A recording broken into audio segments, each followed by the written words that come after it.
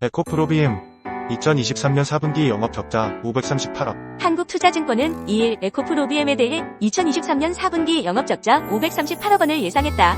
컨센서스 하회 전망이다. 김정환 연구원은 수출입 데이터에 따르면 오창과 포항 지역의 양극재 수출량은 전분기 대비 각각 49%, 37% 감소했다. 오창의 월별 수출량 감소가 컸다. 전동공구 등 노은아이비양 및 SK온 전기차양 양극재 감소폭이 가팔랐던 것으로 추정된다고 밝혔다. 김 연구원은 올해 영업이익 추정치를 2,932억 원으로 기존 대비 50% 낮춘다며 양극재 가격 하락에 따른 이익 감소세는 상반기 중 마무리되면서 추가적인 주가 하락은 제한적이라고 판단했다. 이러한 호재로 상승 가도를 달리는 현대차와 기아가 속도를 높인다. 호실적부터 주주환원 정책, 기업 밸류업 정책, 수혜 가능성까지 다수의 모멘텀을 확보한 덕이다.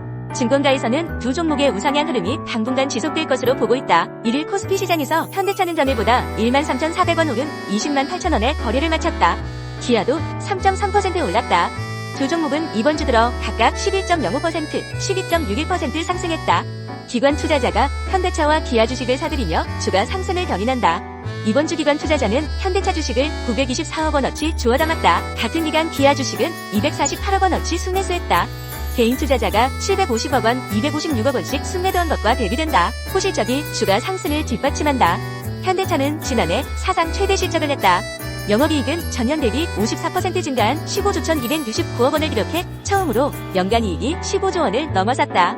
매출액은 14% 늘어난 162조 6,636억 원을 달성했다. 기아의 지난해 매출액은 전년 대비 15.3% 증가한 99조 8,084억 원, 영업이익은 60.5% 성장한 11조 6,079억 원이다. 기아 역시 사상 최대 실적을 냈다. 재료비 감소, 제품 믹스 개선 등의 효과가 나타났다.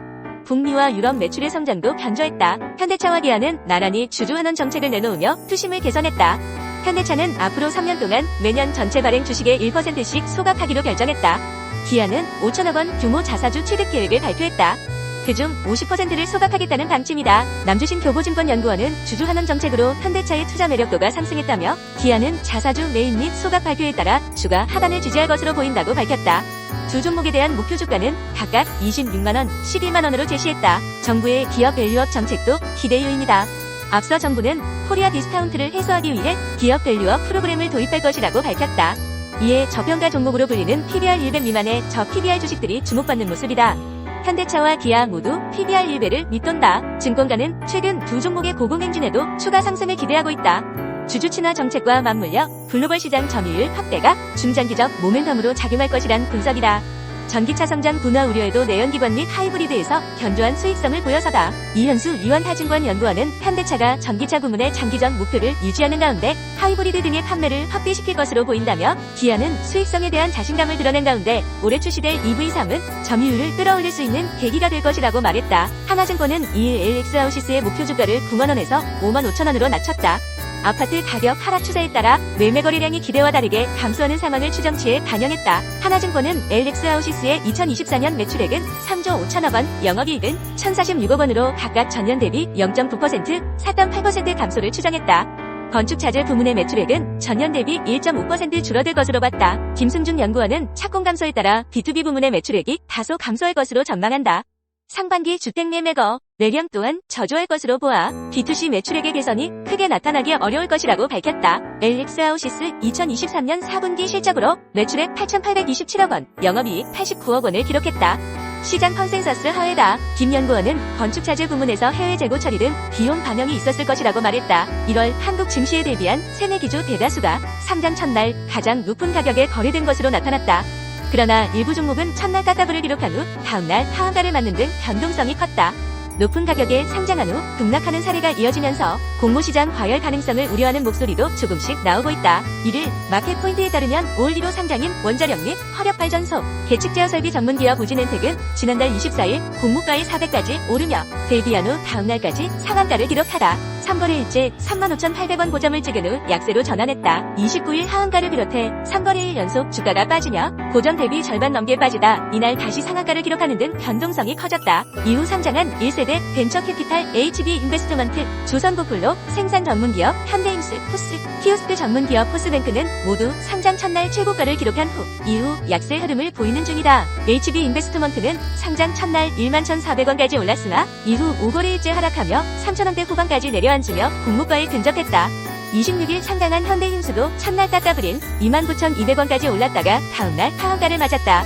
가장 최근인 29일 상장한 포스뱅크도 첫날 56,300원까지 상승하다 현재 2만원대 초반까지 하락했다. 상장일에 초강세를 보이다 다음날부터 주가가 급락하는 현상이 이어지면서 일각에서는 지난해 하반기부터 달아오른 기업 공개 시장이 과열 국면에 접어든 게 아니냐는 의견이 나오고 있다.